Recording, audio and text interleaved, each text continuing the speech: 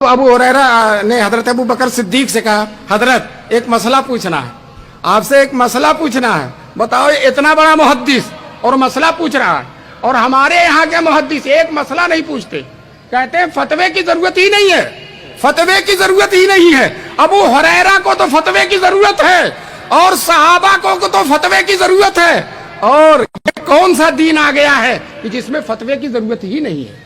دوستو ہم کو تو فتوے کی ضرورت ہے، ہم فتوے پہ چلیں گے، بلا فتوے کے ہمارا دین نہیں ہو سکتا۔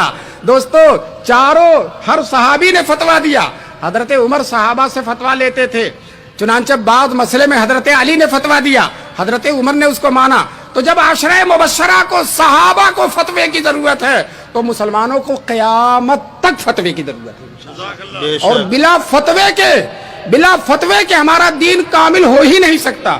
میں نے ابھی مولانا نعمت اللہ جن کا تذکرہ کیا، شاید ملک میں ان سے بڑا کوئی محدث ہو۔ ایک دن وہ اپنے گھر سے آ رہے تھے، میں راستے میں جا رہا تھا، میں نے مولانا نعمت اللہ سے کہا، حضرت کہاں جا رہے ہیں؟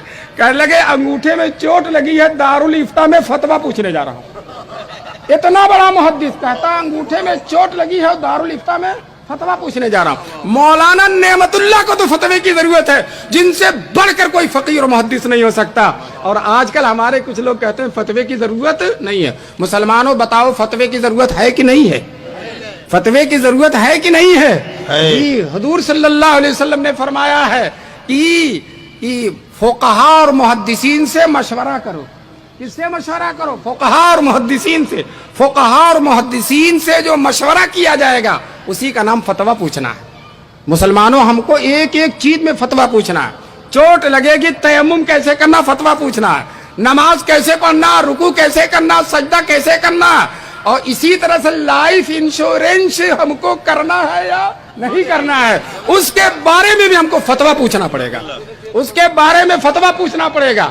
اور اسی طرح سے شیئر بازار میں ہم شرکت کر سکتے ہیں کہ نہیں کر سکتے ہیں، اس کے بارے میں بھی ہم کو کیا پوچھنا پڑے؟ فتویٰ۔ کہتے ہیں کہ اگر خون بفتویٰ بریزی رواست، اگر خون کسی اللہ کے دشمن کا فتوے کی بنا پر خون ریزی کر رہا ہے تو وہ جائز ہے، جہاں ضرورت ہے، جہاں اسلام اجازت دیتا ہے۔ تو بتاؤ، صحابہ کو فتوے کی ضرورت، تابعین کو فتوے کی ضرورت، امام ابو حنیفہ کو فتوے کی ضرورت، امام مالک کو فتوے کی ضرورت۔ چنانچہ امام مالک کا معمول یہ تھا، جب کوئی حدیث پڑھنے کے لیے آتا تو گھر میں جاتے غسل وغیرہ کر کے خوشبو لگا کر نئے کپڑے پہن کر آ کر حدیث بتاتے، اور جب کوئی فتویٰ پوچھتا تھا تو فوراً گھر سے باہر نکل کر فتویٰ بتا دیتے تھے، اس لیے کہ نہیں بتاؤں گا تو یہ چلا جائے گا اور فتوے سے محروم رہ جائے گا۔ تو بتاؤ ہمارے دین میں فتوے کی اہمیت ہے کہ نہیں ہے؟ بہت زبردست اہمیت ہے۔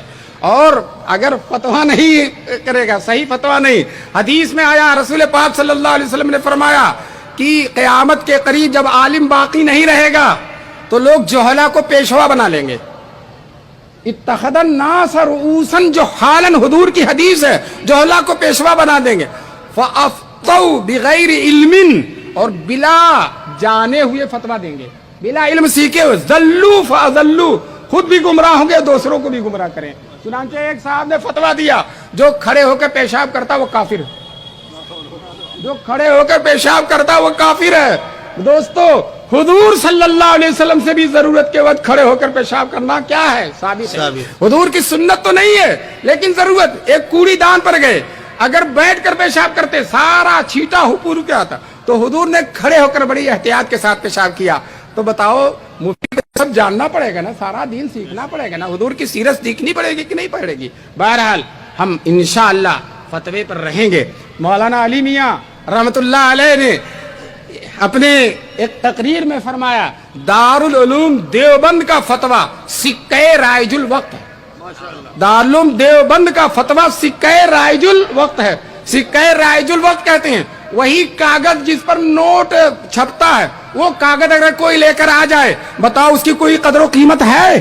لیکن جب اس پر ٹھپا لگ جائے گا، مہر لگ جائے گی، یہ اتنے کا ہے، اور سرکاری دستخط ہو جائے گی، تب جا کر وہ سکہ رائج الوقت بنے گا۔ تو دوستو الحمدللہ فرمایا تھا حضرت نے یہ بات، الحمدللہ دارالعلوم دیوبند کا فتویٰ کیا ہے؟ سکہ رائج الوقت ہے، اور آپ کو فتویٰ لینا پڑے گا، فتوے کے بغیر آپ کا کام چلنے والا نہیں ہے۔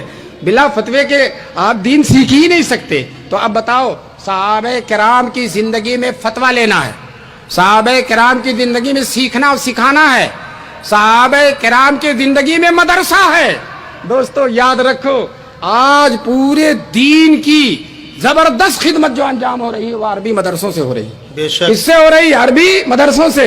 यही मदरसे मौलाना इलियास पैदा करते हैं, यही मदरसे शेखुल इस्लाम मौलाना हुसैन अहमद मदनी पैदा करते हैं, यही मदरसे मौलाना कासिम नानोतवी और मौलाना रशीद अहमद गंगोही पैदा करते हैं। दोस्तों अंग्रेजों ने अपने दौरे हुकूमत में, अपनी हुकूमत के नशे में ऐलान कर दिया था कि हम अंग्रेजी तालीम जारी करके, अंग्रेजी तहदीब जारी करके मुसलमानों को ऐसा मुसलमान बनाएंगे जो सूरत और शक्ल के एतबार से हिंदुस्तानी लगे और ज़हन और दिमाग के एतबार से अंग्रेज लगे।